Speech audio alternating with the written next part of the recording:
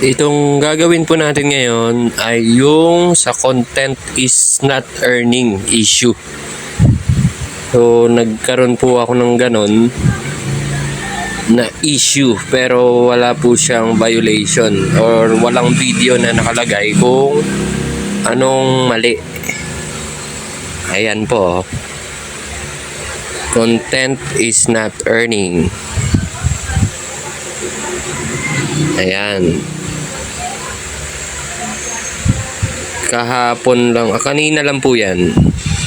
So, itatry po nating mag-delete ng in-upload ko kahapon. Kasi meron po akong na-share pala, dalawang video. Hindi rin siya ma-view. Ayan.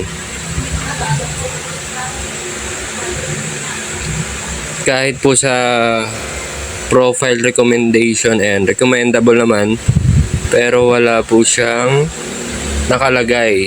No violation. Wala namang nakalagay kung anong issue ba.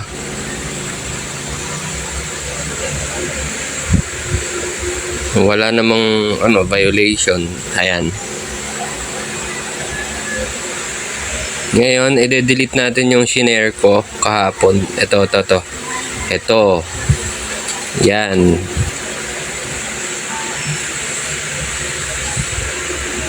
Tapos, etong isa rin. Ayan.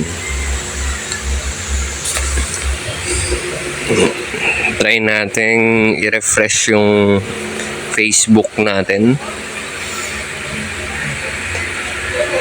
Tingnan natin kung okay na ba siya. Kaso na, andyan pa rin. So, ang gagawin na lang po natin, i-delete ko rin yung isa. Yung pinost ko na top fan ata to. Ito, bali 3 video yung na-delete natin. Ito to. Yan.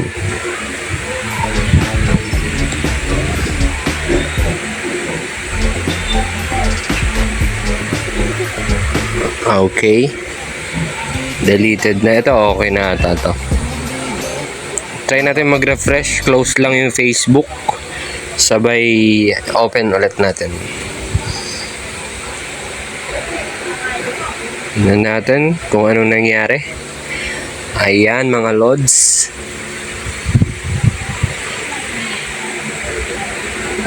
Ayan na. Okay na mga lods. Success. Thank you po. Sana makatulong.